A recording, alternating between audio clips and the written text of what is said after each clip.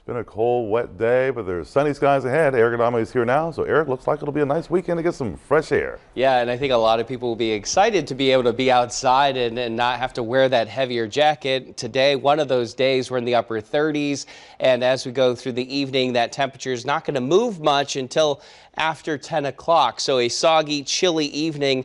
Notice around midnight and after, temperatures start to climb.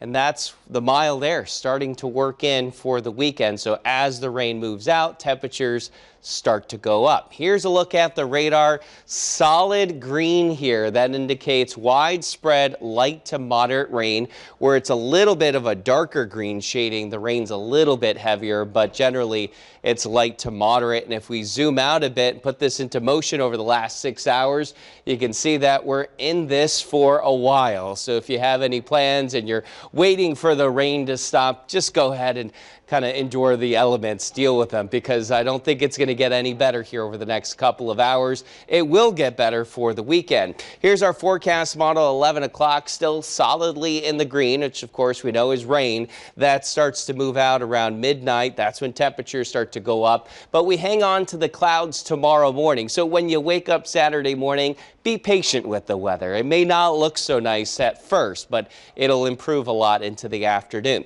38 is pretty much where we are right now. Temperatures will go up later on tonight, and then tomorrow we top out in the 60s with lots of sun later in the afternoon.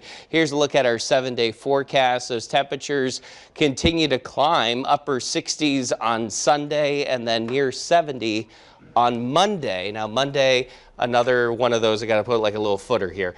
A little rain in the morning, so you have to be patient about Monday as well to get nicer as the day goes on. But it's a good, solid spring forecast. 40 to 50 miles per hour during the morning commute. So I'm wondering about power outages and how that could affect some of the regional rail lines too tomorrow morning. So just plan on a very slow morning commute if you're trying to get to work or anywhere else.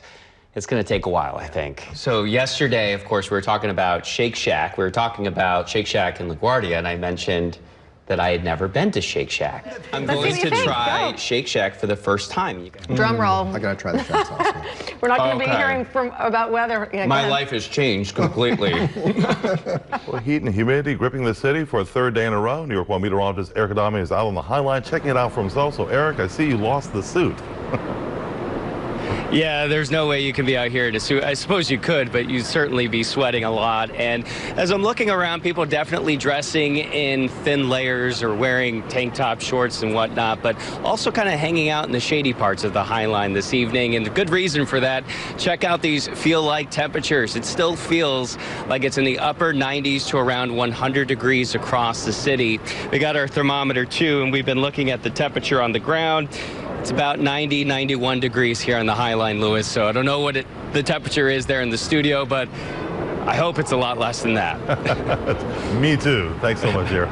Resident cat lover and meteorologist Erick Adame, you resonated with that story. Yeah, and you know what? I actually adopted 2 kittens almost a year ago, Parker and Lily. Based on a story here Based on a story that we did. So I find it interesting that the Cat Cafe requires you to adopt 2 kittens because they really do get to learn how to interact with each other. Notice they're on the kitchen counter where they're not supposed to be. Yeah, and I think a lot of people too probably live somewhere where they maybe aren't allowed to have pets, or it's just not working for them right now. So this is a great option for them. I like Would you go to the Cat Cafe? I'd try it out for sure. Okay. Look at the Empire State Building. Beautiful shot there. You can barely make out the clouds behind, but some of those clouds are producing some rain. And what an impressive spiral this is. I had to stand back earlier today, look at this, and just be fascinated, almost like an eye developing with the center of this nor'easter. Again, take that umbrella with you as you head out the door as the storm starts to pull away. Still some spotty showers and really gusty winds. Right now we're looking at that tornado warning, Cheryl, in the northern part of Queens. So where you see this red box here, we're zoomed in, but this is Queens and this is out heading toward Long Island.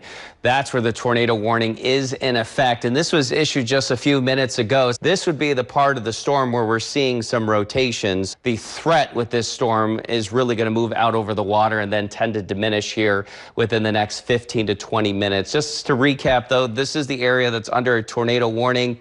National Weather Service issued that until 10:45. Our forecast for tomorrow, 32 to start the day. We're in the 40s for the afternoon. We'll be just shy of 50 for a high. There will be some cloud cover around through the afternoon. That gets you a B- on my weather report card, but I'm feeling some A's or an A+ coming our way here into the weekend. We got 60s with a slight chance for a shower Friday and 68 on Saturday, closing in on 70. And of course, April begins next week. We'll start the month with temperatures in the 50s, Cheryl. I haven't given out an A in a while. It's been a while, yeah, which says something. Yeah, it sure does. Eric, thank you for that.